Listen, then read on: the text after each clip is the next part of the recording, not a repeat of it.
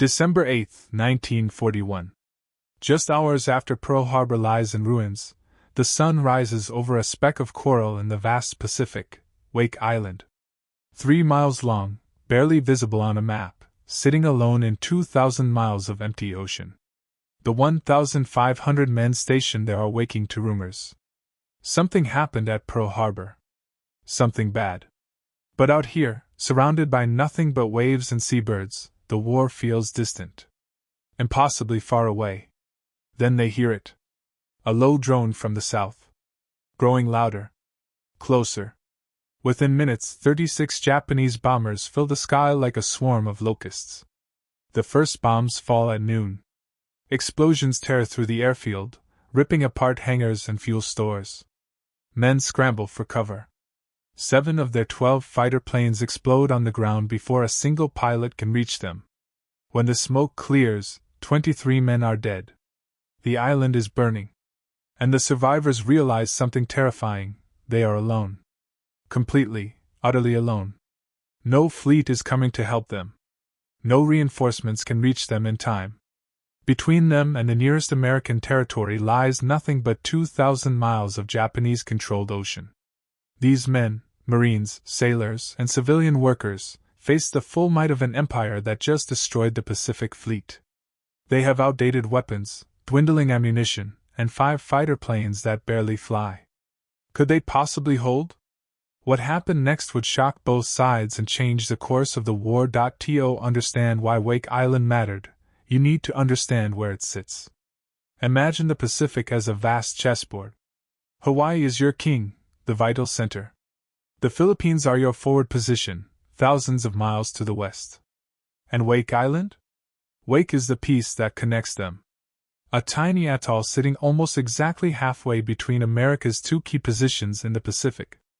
Before the war, Wake was nobody's idea of a fortress. It was a refueling stop. A place where Pan American Airways flying boats would touch down to refuel on their route to Asia.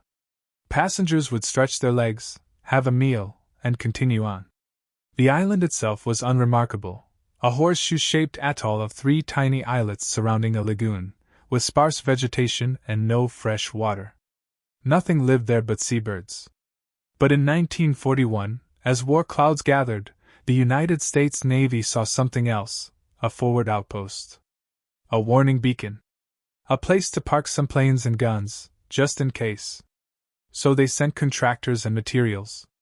Throughout 1941, roughly 1,000 civilian workers from the Morrison-Knudsen Company labored under the brutal Pacific sun, building an airstrip, barracks, and defensive positions.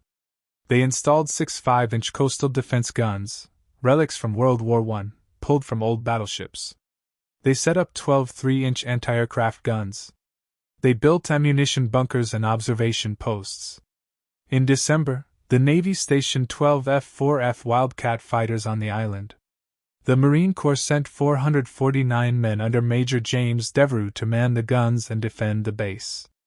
Another 68 Navy personnel handled communications and medical duties. Commander Winfield Cunningham arrived as the island's overall commander. On paper, it looked decent. But the reality was far more fragile. The defenses were unfinished. There was no radar. The equipment had been delayed. Ammunition stocks were minimal. The fire control systems for the coastal guns were primitive. Many positions lacked overhead cover, leaving gunners exposed to air attack. The airstrip had no revetments to protect the planes. Wake Island was supposed to be a quiet refueling stop, a waypoint on America's Pacific Highway. Instead, it was about to become a fortress. An inadequate, under-equipped, improvised fortress. But on December 7th, everything changed. The attack came from Kwajalein, a Japanese-held atoll 700 miles to the south. 36 twin-engine bombers, loaded with high explosives and incendiaries, lifting off in the pre-dawn darkness. Their target: eliminate Wake Island's air defenses before the American garrison even knew war had begun. Due to the international date line, it was still December 7th in Hawaii when Pearl Harbor burned. But on Wake, it was already December 8th. The men had heard fragmented radio reports about an attack on Pearl Harbor, but details were scarce. No one knew the full extent of the devastation. No one knew if America was at war or if this was just a raid. Then, at 11:58 a.m., someone spotted them. Dots on the southern horizon, growing larger. The air raid siren wailed. But it was too late. The Japanese bombers came in at 1,500 feet, flying in perfect formation. They caught the Americans completely exposed. 7 Wildcats sat parked in neat rows on the airfield, easy, stationary targets. The first wave of bombs hit with devastating precision. Fuel tanks erupted in towering fireballs. Fragmentation bombs shredded aircraft and men alike. The wooden hangars disintegrated. Major Paul Putnam, the aviation commander, watched helplessly as his squadron was destroyed on the ground. 7 planes gone in seconds. 23 men killed instantly. The camp hospital took a direct hit, killing patients and staff. Fuel stores burned, sending black smoke thousands of feet into the air. The anti-aircraft guns opened up, but the gunners were green, untested. They fired frantically at the retreating bombers but scored no hits. When the last bomber disappeared over the horizon, the survivors emerged from their shelters to survey the carnage. The airfield was a smoking ruin. Bodies lay everywhere. The stench of burning fuel and flesh hung in the air. Major Devereaux walked through the wreckage, his face grim. They had 5 Wildcats left, just 5. Ammunition was already low. Medical supplies were destroyed. And this was just the first day. That night, as the men dug foxholes and reinforced positions, the question hung unspoken in the air. With only 5 fighters left and ammunition running low, could they even fight? Or was surrender already inevitable? But surrender was not in their vocabulary. Marines and sailors worked through the night, repairing damage, redistributing ammunition, preparing for what they all knew was coming. The Japanese would return. And next time, they wouldn't just drop bombs. They would come to take the island. The defenders of Wake Island had no illusions. No cavalry was riding to their rescue. They were on their own, facing an empire that had just humiliated America at Pearl Harbor. But as Major Devereaux told his men that night, they had one advantage the Japanese didn't expect: they had nothing left to lose. For 3 days, Japanese bombers pounded Wake Island relentlessly. The remaining Wildcats flew patrol after patrol, always outnumbered, always low on fuel and ammunition. Mechanics worked miracles, cannibalizing wrecked aircraft to keep even one fighter airborne. The anti-aircraft gunners improved with each raid, their fire becoming more accurate, more confident. But everyone knew the bombs were just the prelude. The real assault was coming. December 11, 1941. 3 a.m. A lookout spotted them first, shapes on the dark horizon, moving north toward the island. He grabbed his field phone. "Ships! Multiple ships approaching from the south!" Major Devereaux rushed to the command post. Through binoculars, he counted them: 3 light cruisers, 6 destroyers, 2 troop transports, and supporting vessels. A full invasion force carrying 450 elite Japanese Special Naval Landing Force troops, their equivalent of Marines. The Japanese plan was textbook: bombard the island with naval gunfire to suppress the coastal batteries, then land troops on the southern beaches under cover of darkness. They expected token resistance at best. After all, the Americans had already been bombed for 3 days straight. How much fight could they possibly have left? But the Japanese didn't know what was waiting for them. Major Devereaux had spent those 3 days preparing for exactly this moment. Every gun was manned. Every range was calculated. Ammunition was distributed. The crews of Battery L, Battery A, and the other coastal positions knew their jobs. And they knew the most important rule: wait. Let the enemy come close. Every shell had to count. The Japanese ships approached confidently, steaming toward the southern shore in neat formation. At 5,000 yards, they opened fire. 6-inch shells screamed overhead, exploding across the island. The Americans hunkered down in their positions, watching, waiting. 4,800 yards. Still waiting. 4,500 yards. Fire! Battery L, commanded by Lieutenant Clarence Barninger, spoke first. The 5-inch guns erupted, their World War I-era mechanisms still deadly accurate in the hands of trained gunners. The first salvo bracketed the destroyer Haight, one of 6 escorts screening the cruisers. The second salvo hit. A massive explosion tore through Haight's forward magazine. The destroyer literally broke in half, both sections sinking within 2 minutes. 168 Japanese sailors died instantly. The first Japanese warship lost in World War II had just gone to the bottom off Wake Island. The other batteries joined in. Battery A targeted the light cruiser Yubari, flagship of the invasion force. Shells slammed into her hull, starting fires and killing crewmen. Another destroyer, Haight's sister ship, took damage and began falling behind. The Japanese fleet, shocked by the ferocity of the resistance, began evasive maneuvers. Ships zigzagged, laying smoke screens. Return fire intensified, but the American gunners had the advantage of prepared positions and precise range finding. Then the sky erupted with a different sound, the roar of Pratt and Whitney radial engines. 4 of Wake's 5 remaining Wildcats, flown by exhausted pilots who'd been flying combat missions for days, dove into the battle. Captain Henry Elrod led the attack, his fighter loaded with a single 100-pound bomb. These weren't dive bombers, Wildcats weren't designed for this. But desperate times demanded improvisation. Elrod lined up on the destroyer Kisaragi and released his bomb from barely 500 feet. The bomb struck near the ship's depth-charge storage. The resulting explosion was catastrophic. Kisaragi vanished in a fireball so large it was seen from Wake, 5 miles away. All hands were lost. The other Wildcats strafed the transports and cruisers, their .50 caliber machine guns raking decks and superstructures. One pilot, Lieutenant David Cleaver, made repeated runs on a transport ship, starting fires and forcing it to withdraw. The Japanese invasion force, designed to overwhelm a weak garrison, found itself under coordinated attack from air and sea defenses. 2 destroyers sunk. The flagship damaged. Transports on fire. And the Americans showed no signs of running out of ammunition. At 7 a.m., just 4 hours after beginning their assault, Rear Admiral Sadamaki Kajioka made a decision that would resonate across the Pacific: retreat. The invasion force withdrew, limping south toward their base, leaving burning oil slicks and debris in their wake. On Wake Island, the defenders watched the enemy fleet disappear over the horizon, barely able to believe what had just happened. They had done something unprecedented, something that wouldn't be repeated in the entire Pacific War. They had repelled an amphibious assault using coastal defenses alone. For the first time since Pearl Harbor, America had struck back. And won. 1,500 men with World War I-era guns had just defeated a modern naval task force. The world was watching. And what happened next would define the Pacific War. The news hit America like a thunderbolt.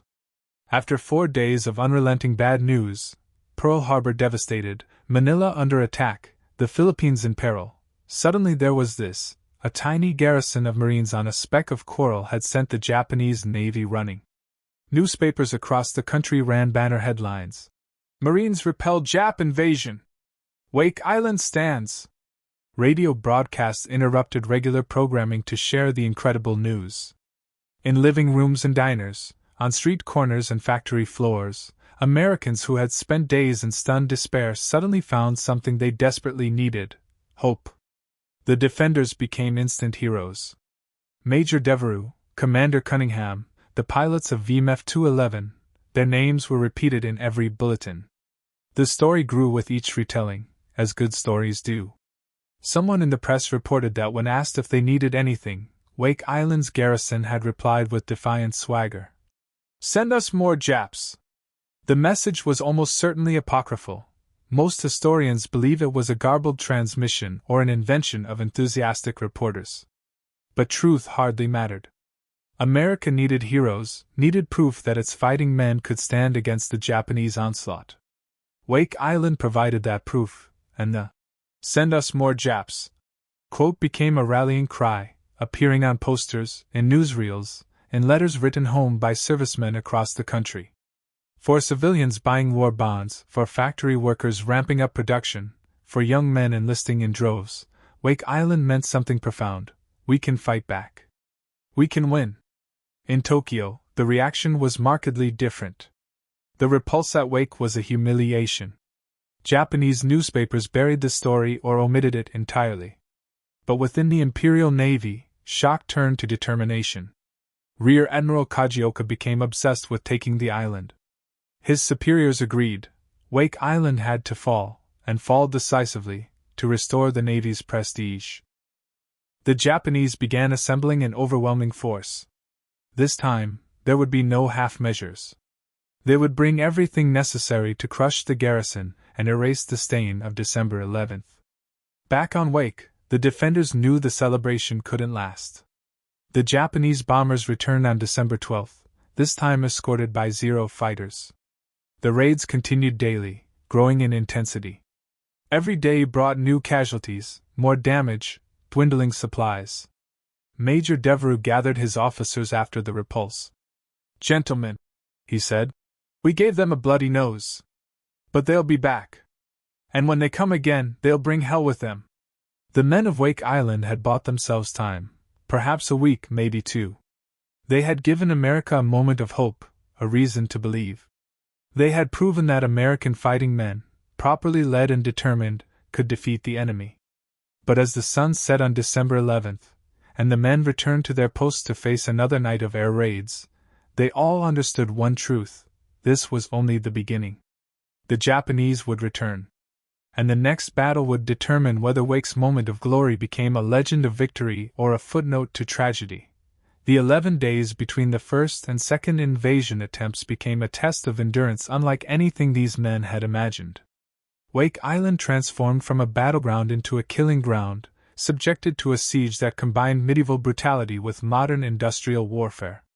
Every morning began the same way, the drone of engines from the south. Japanese bombers, sometimes as many as 30 aircraft, escorted by nimble Zero fighters. They came at different times, from different directions, keeping the defenders in a constant state of alert. Sleep became a luxury measured in minutes. The bombing runs were methodical, professional, designed to grind down both infrastructure and morale. High explosives cratered the runway. Incendiaries set fires that consumed precious supplies. Fragmentation bombs scythed through anyone caught in the open. The Japanese were no longer trying to simply damage the island, they were trying to erase it. And Wake's defenders had precious little with which to fight back. By December 15th, only 2 Wildcats remained flyable. Captain Henry Elrod and Lieutenant David Cleaver took turns flying the battered aircraft, often alone against formations of 20 or more enemy planes. It was suicide duty, and everyone knew it. But every day they climbed into their cockpits and went up anyway. The ground crews performed miracles. When one Wildcat's engine failed, mechanics worked through the night by flashlight, cannibalizing parts from wrecked aircraft. They had no proper tools, no replacement parts, no technical manuals, just ingenuity born of desperation. A cylinder head from one wreck, spark plugs from another, control cables scavenged from a third. Somehow, they kept at least one fighter flying. The coastal gun batteries, too, improvised constantly. Ammunition was severely limited. Every 5-inch shell had to be counted, rationed, saved for the moment when ships would return. Gunners practiced their calculations obsessively, measuring ranges, computing deflection angles, ensuring that when the time came, every shot would count. The anti-aircraft crews had an easier supply situation but a harder job. They fired thousands of rounds at the daily raids, and though they scored occasional hits, the bombers kept coming. Men learned to distinguish the sound of different aircraft engines, to estimate altitude by eye, to lead moving targets through pure instinct developed under fire. But the real heroes of the siege were the civilians. The Morrison-Knudsen contractors, construction workers, electricians, heavy equipment operators, had come to Wake Island to build an airstrip, not fight a war. Yet when the fighting started, over 70 of them volunteered to take up arms. Dan Tetters, a civilian foreman, organized his men into provisional infantry units. They manned machine guns, served as stretcher bearers, and helped operate the coastal batteries. Others kept the infrastructure running. Power plant operators maintained electricity for the fire control systems. Radio operators kept communications functioning despite bomb damage. Doctors and corpsmen worked in a makeshift hospital, treating wounds with dwindling medical supplies, performing surgeries by lamplight when the generators failed. Food and water became critical concerns. Fresh water was always scarce on Wake. The island had no natural sources. The small desalination plant had been damaged in the first raid, reducing water output. Men were rationed to minimal amounts, just enough to survive under the brutal sun. Food stocks dwindled. Hot meals became rare, then impossible. The defenders subsisted on canned rations, hardtack, and whatever they could scavenge. Every day brought new casualties. A Marine killed by shrapnel. A sailor caught in the open during a raid. A civilian crushed when a bunker collapsed. The dead were buried quickly in shallow graves, wrapped in whatever fabric could be spared. There was no time for elaborate ceremonies, no time for grief. The living had to keep fighting. Yet despite everything, the casualties, the exhaustion, the dwindling supplies, morale remained surprisingly high. The men developed a grim humor about their situation. Someone painted, "Send us more Japs," on a damaged bunker. Another posted a sign reading, "Vacancy, one small Pacific island, recently redecorated by Japanese interior decorators. Inquire within." They sang songs, told jokes, shared cigarettes and memories of home. In the evenings, when raids were less frequent, small groups would gather and talk about anything except the war, baseball scores, favorite meals, girls back home. These moments of normalcy, fragile and fleeting, kept them human. But underlying the camaraderie was a growing awareness. They were running out of time. Ammunition stocks dropped daily. The last functional Wildcat wouldn't fly much longer. Men who'd been wounded in the first days remained at their posts, injuries untreated because there were no replacements. The island's defenses, formidable enough to repel one invasion, were being methodically dismantled from the air. Every sunrise brought the same question: is today the day? Is this when the ships return? The men scanned the horizon obsessively, watching for the telltale smudges of smoke that would herald the invasion fleet. They knew it was coming. The only questions were when and whether they could possibly hold against the overwhelming force that would inevitably follow. Behind the scenes, desperate measures were underway. Engineers worked to create improvised weapons. Unexploded Japanese bombs were carefully defused and repurposed, American ingenuity turning enemy ordnance against itself. Machine gun nests were reinforced. Firing lanes were cleared. Fallback positions were prepared for when, not if, the beaches were breached. Major Devereaux inspected the defenses daily, offering encouragement, checking preparations. He knew, as did every man on the island, that the second invasion would be their last stand. There would be no third repulse, no miraculous escape. When the Japanese returned, it would end one way or another. The defenders of Wake Island were writing their legacy in those 11 days. Not in grand gestures or heroic charges, but in the daily grind of survival under impossible conditions. In the mechanic who kept a fighter flying with spare parts and hope. In the gunner who calculated angles with a slide rule while bombs fell around him. In the civilian contractor who picked up a rifle because it was the right thing to do. Every day they held was another day America gained to mobilize, to recover, to prepare for the long war ahead. They didn't know if anyone would remember them. They didn't know if their sacrifice mattered in the grand scheme of the war. They only knew one thing: every sunrise brought the same choice, and every day they chose to fight. While Wake's defenders fought alone, America was mobilizing a rescue mission. Task Force 14, centered on the aircraft carrier USS Saratoga, was hastily assembled at Pearl Harbor. The plan was ambitious: sail to Wake Island, reinforce the garrison, deliver supplies and fighter planes, and evacuate the civilians. It was everything the defenders needed, and it was on its way. The task force was substantial: the carrier Saratoga with over 70 aircraft, 3 cruisers, 9 destroyers, an oiler, and a seaplane tender carrying additional supplies and a full marine fighter squadron. If it reached Wake, the island would be saved. But if was the crucial word. Admiral Frank Jack Fletcher commanded the task force, and from the beginning, his approach was cautious. Perhaps overly so. The Navy was still reeling from Pearl Harbor, traumatized by the ease with which the Japanese had surprised and devastated the Pacific Fleet.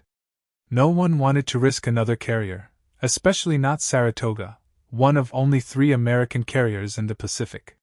Fletcher's orders were deliberately vague, giving him discretion to abort if the risk seemed too high. And as Task Force 14 steamed west toward Wake, those risks seemed to grow with every intelligence report. The journey was agonizingly slow. Fletcher repeatedly paused to refuel, using his escorting oiler more frequently than necessary. Every refueling stop added 6 to 8 hours to the journey. The task force averaged just 12 knots, half the speed it could have maintained. Days that should have brought them closer to Wake instead saw them drifting in the Pacific, taking on fuel they didn't yet need. Meanwhile, on Wake, the situation grew increasingly desperate. Radio messages pleaded for help, reporting daily casualties, dwindling ammunition, and constant air raids. But the messages grew shorter, more clipped, as if the radio operators were running out of energy to spell out their doom.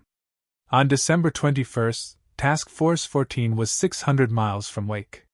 Still too far to launch aircraft, but close enough that one more day of steaming would bring them within range. The defenders didn't know help was this close, but they could hope. Then Admiral Fletcher received intelligence reports, fragmentary, incomplete, possibly exaggerated, suggesting Japanese carriers were operating near Wake. The phantom threat of enemy carriers, the same ships that had ravaged Pearl Harbor, loomed in every commander's nightmares. On December 22nd, with Task Force 14 just 425 miles from Wake, close enough that carrier aircraft could have reached the island in 2 hours, Admiral Fletcher made his decision. He ordered the task force to withdraw. The reasoning was sound from a strategic perspective. Risking Saratoga, potentially losing an irreplaceable carrier, might do more harm than good. If Japanese carriers were indeed nearby, Task Force 14 could sail into an ambush. The loss of Saratoga would be catastrophic, far outweighing the value of Wake Island. But from Wake's perspective, the decision was a death sentence. The men fighting and dying on that coral atoll never knew that help came so close. They never knew that the engines they might have heard in the distance were American, not Japanese. They never knew that carrier aircraft had been just hours away, loaded with supplies and reinforcements, before turning back toward Pearl Harbor. The what-ifs of this decision haunt military historians to this day. What if Fletcher had pressed on just one more day? What if the intelligence about Japanese carriers had been confirmed or dismissed rather than simply assumed? What if the relief force had been sent earlier? Every position cost lives on both sides. At Peacock Point, another landing force came ashore, this one targeting Wake Island proper. The coastal defense batteries, the same guns that had sunk 2 destroyers on December 11th, engaged at point-blank range. Battery L fired its last shells directly into landing craft barely 500 yards offshore, turning wooden boats into floating debris. But there were too many landing craft, too many troops. For every boat destroyed, 2 more made it to the beach. Japanese soldiers swarmed the defenders' positions. As dawn broke on December 23rd, the situation became clear. The Japanese had secured multiple beachheads and were consolidating their hold. American defensive positions were being overwhelmed one by one. Casualties mounted rapidly. Medical supplies, already scarce, ran out entirely. The last Wildcat, piloted by Captain Henry Elrod, took off at first light for a final mission. Elrod strafed Japanese positions on the beach, making repeated low-level passes despite heavy ground fire. On his last run, anti-aircraft fire struck his fighter. The Wildcat crashed into the lagoon. Elrod survived and made it to shore, where he grabbed a rifle and continued fighting from a foxhole. He would be killed later that morning, still fighting, posthumously awarded the Medal of Honor. By 7 a.m., Japanese troops had overrun most defensive positions on Wilkes and were pushing into the main island. Small groups of Marines and sailors fought on, isolated, surrounded, running out of ammunition. Some positions fought to the last man. Others, cut off and facing annihilation, surrendered when their officers fell. Commander Winfield Cunningham, the island's overall commander, faced the worst decision of his life. His forces were shattered. Ammunition was exhausted. Further resistance meant certain death for everyone, including over 1,000 unarmed civilian contractors who had no chance of escape. Reports reached him of Japanese atrocities against wounded prisoners. He knew that continued resistance might provoke a massacre. But surrender meant captivity, meant admitting defeat, meant the end of Wake Island's defiant stand. At 7:30 a.m., after consulting with Major Devereux and facing the reality of the situation, Cunningham made his decision. He ordered a white flag raised. After 15 days of heroic resistance, Wake Island surrendered. Not everyone got the message immediately. Some isolated positions continued fighting for hours, unaware of the surrender order. Others received the order and refused to believe it, kept firing until Japanese troops physically approached with white flags of their own, signaling the ceasefire. When the shooting finally stopped, the scene was one of utter devastation. The island looked like the surface of the moon, cratered, burned, littered with debris and bodies. American casualties from the final assault: 49 killed, over 80 wounded. Japanese casualties were far higher. Estimates suggest over 200 killed and 400 wounded in the final assault. But numbers tell only part of the story. The other part is written in the faces of the survivors. Marines who'd given everything they had, fought beyond exhaustion, held longer than anyone thought possible. Sailors who'd manned guns with the courage of veterans. Civilians who'd picked up weapons and fought alongside trained warriors. They had been outnumbered, outgunned, abandoned by the relief force that could have saved them. Yet they had fought to the last shell, extracted a terrible price from the enemy, and demonstrated that American fighting men would not fold easily in this war.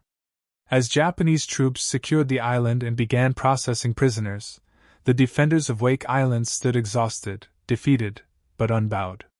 They had lost the battle.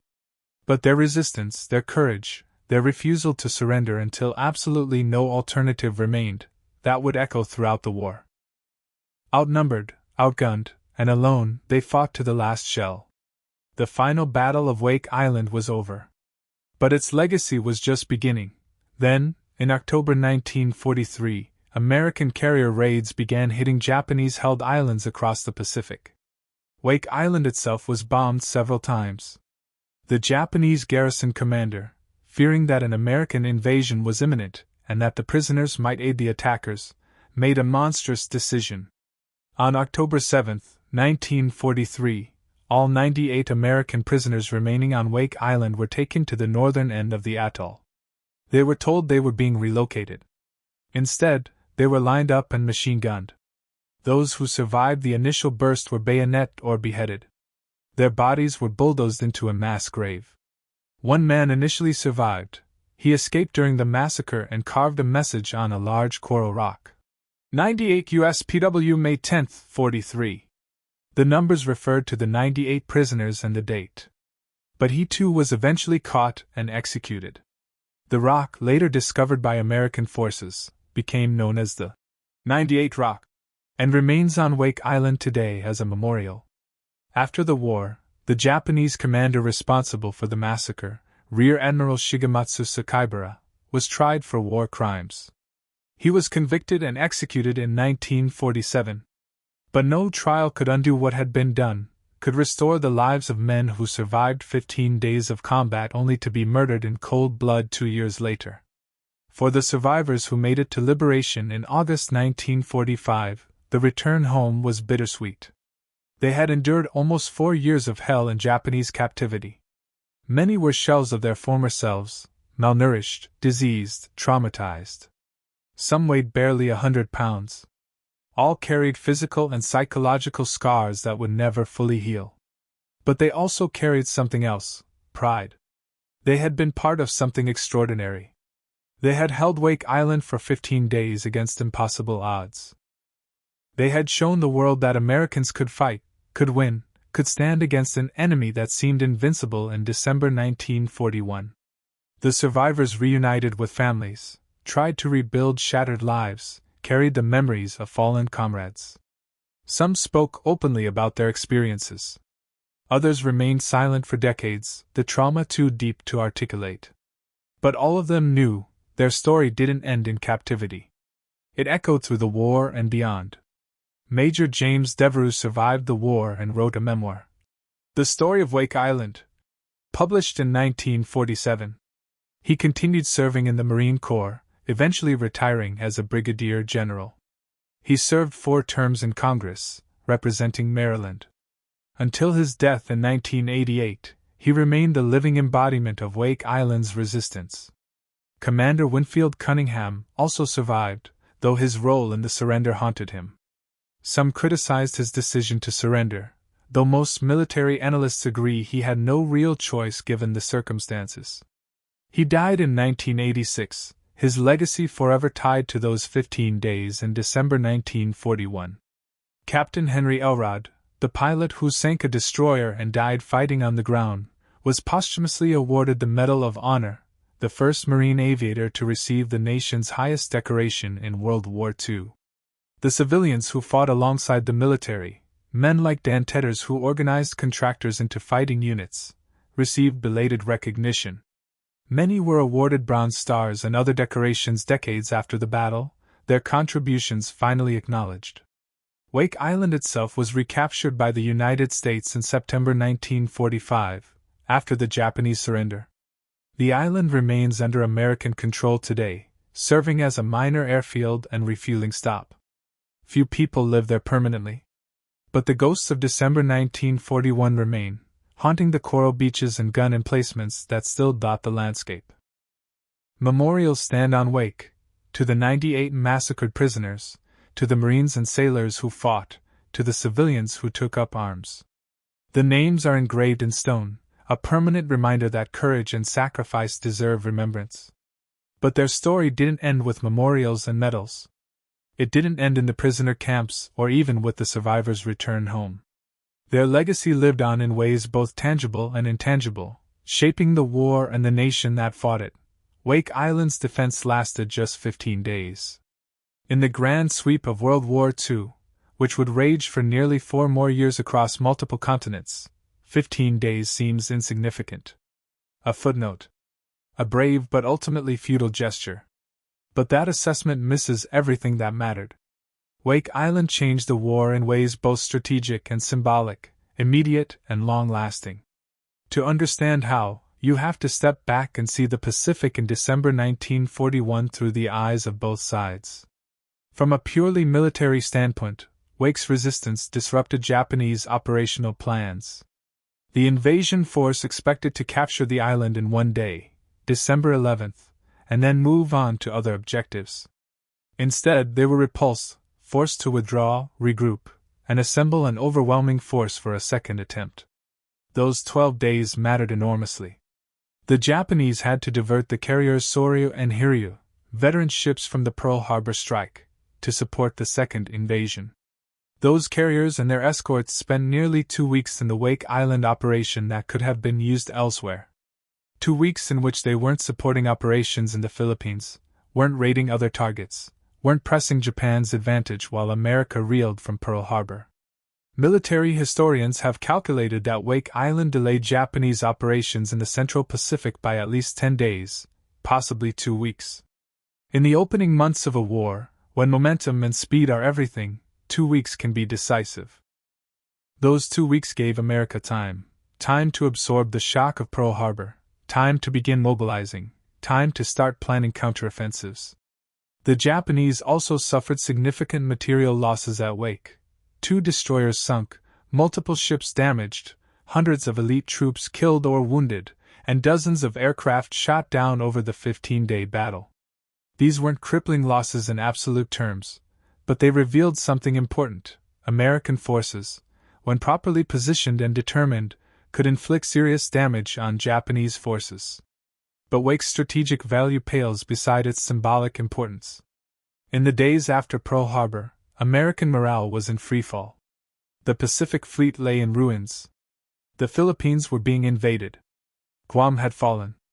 Hong Kong was under siege. Everywhere, Japanese forces advanced seemingly unopposed.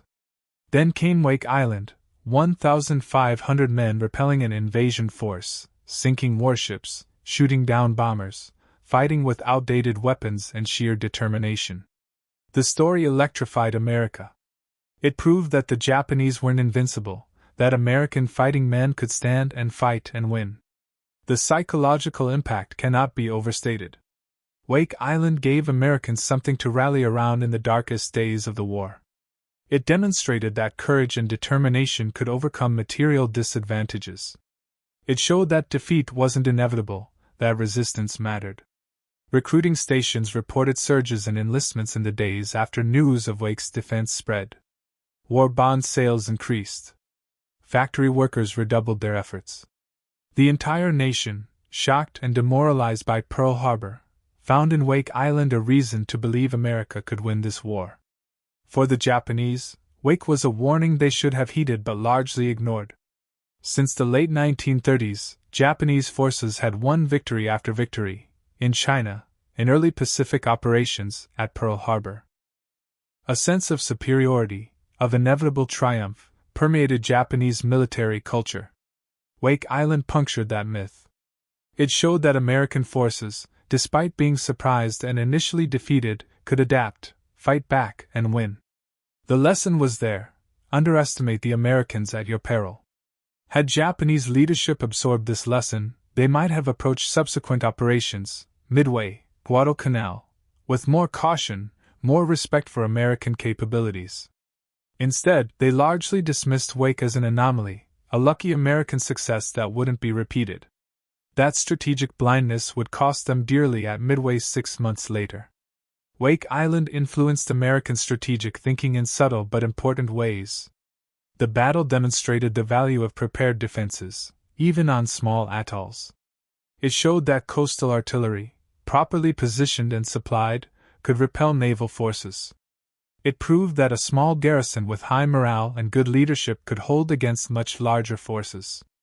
These lessons shaped American planning for the island-hopping campaign that would eventually drive across the Pacific. American commanders studied Wake's defense, learning what worked and what didn't. The importance of air cover, the value of concealed positions, the need for adequate ammunition stocks. All these lessons from Wake informed defensive preparations on subsequent islands. The battle also reinforced the Marine Corps' emphasis on aggressive defense and combined arms tactics.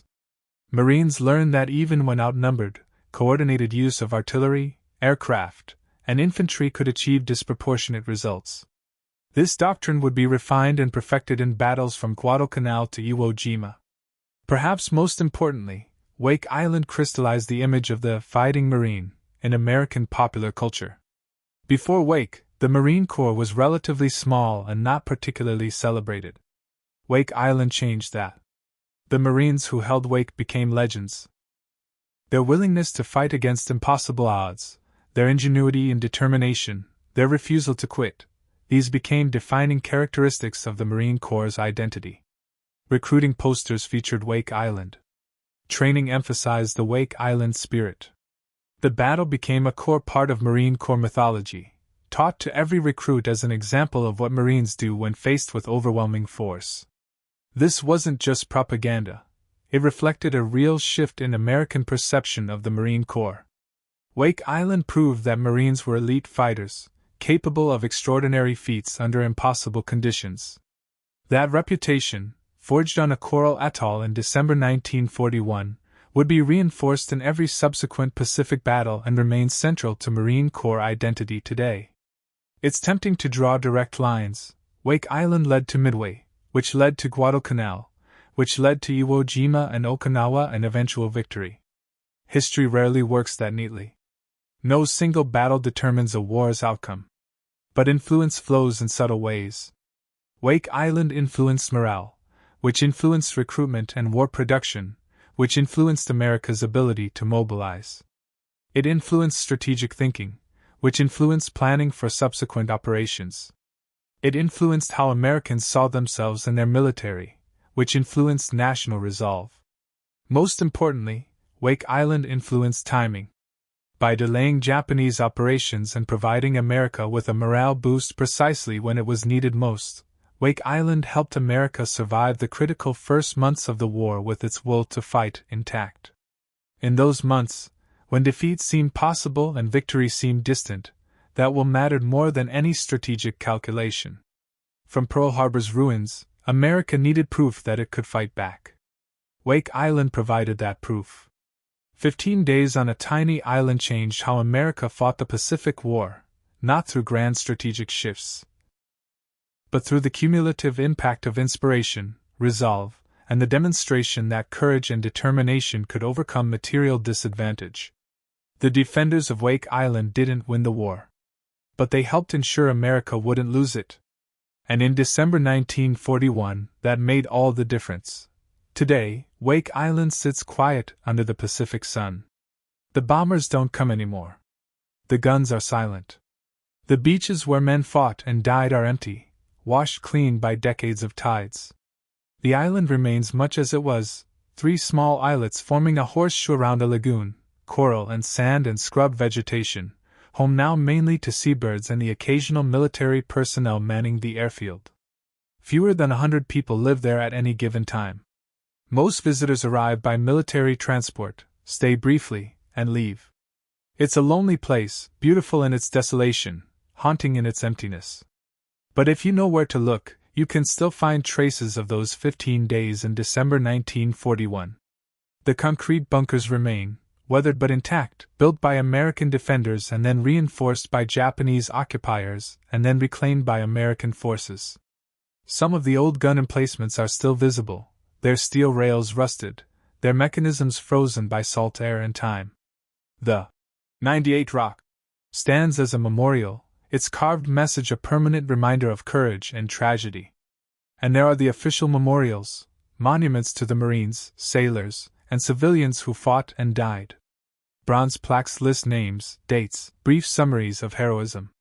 Flags fly above them, snapping in the constant Pacific wind. But memorials, for all their solemnity, can only tell part of the story. The real legacy of Wake Island lives not in stone and bronze, but in what it represents. It represents ordinary men thrust into extraordinary circumstances and rising to meet them. The mechanics who kept planes flying with improvised parts. The gunners who calculated firing solutions under bombardment. The civilians who picked up rifles because it was the right thing to do. None of them were heroes when they arrived at Wake Island. They became heroes through what they did when it mattered most. It represents the power of determination over material advantage. Wake's defenders had outdated weapons, minimal ammunition, no hope of reinforcement. The Japanese had modern equipment, overwhelming numbers, and the momentum of victory. Yet for 15 days, determination prevailed. The lesson transcends military tactics. Courage and ingenuity can overcome the longest odds. It represents the cost of war, the price of resistance. 49 killed in the final battle. Dozens more dying of wounds and disease in captivity. 98 murdered in cold blood. Over 100 more dying in prison camps before liberation. These weren't statistics. They were sons and fathers, brothers and husbands, young men with futures stolen by war. But it also represents the value of that sacrifice. Those 15 days bought time for America to mobilize. They provided hope when hope was in short supply. They demonstrated that resistance mattered, that fighting back was possible, that American forces could stand against the Japanese Empire. The defenders of Wake Island didn't know if anyone would remember them. Surrendering on that coral atoll on December 23, 1941, facing years of brutal captivity, many probably assumed their sacrifice would be forgotten, overshadowed by larger battles and grander campaigns. They were wrong. Wake Island became a rallying cry. "Remember Wake Island!" appeared on posters, in speeches, in the thoughts of millions of Americans who needed to believe their nation could overcome disaster and prevail. The battle inspired songs, books, films, and countless retellings. It became part of American mythology, The small band standing against the overwhelming force, refusing to yield until physically overwhelmed. But beyond mythology, there's a simpler truth that deserves remembrance. 1,500 men, facing impossible odds, chose to fight. They didn't know they were writing history. They didn't know their resistance would inspire millions. They only knew that when confronted with the choice between surrender and resistance, they chose to resist. Every one of them could have justified giving up. After Pearl Harbor, with no hope of relief, facing daily bombardment and an inevitable invasion, surrender would have been understandable. Rational, even. No one would have blamed them. But they didn't surrender. Not on December 8th, when the first bombs fell. Not on December 11th, when the invasion fleet appeared. Not during the 11 days of siege that followed. They fought until they physically couldn't fight anymore, until the last ammunition was expended and further resistance meant only needless death. That's what Wake Island teaches us. Not that heroism wins wars by itself. Wake's defenders were ultimately defeated. Not that determination overcomes all obstacles. They were overwhelmed despite their courage. But that in our darkest moments, when defeat seems certain and resistance seems futile, the choice to stand and fight matters. It matters to morale, to strategy, to the course of events. It matters to those who witness it, who draw strength from knowing that others refuse to yield. The men who held Wake Island for 15 days proved something profound, that ordinary people, when called upon, can achieve extraordinary things.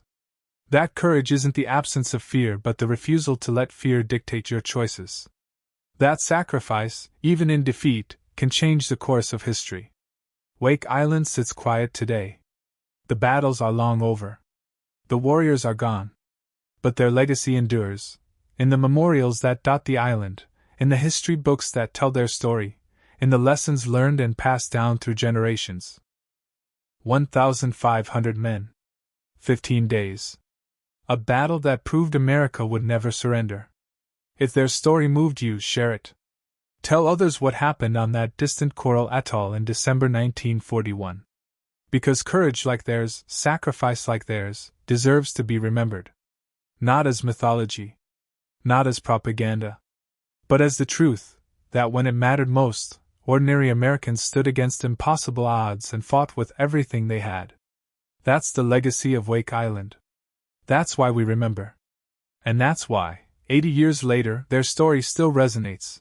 Because it reminds us what human beings are capable of when pushed to the limit and asked to choose between surrender and resistance.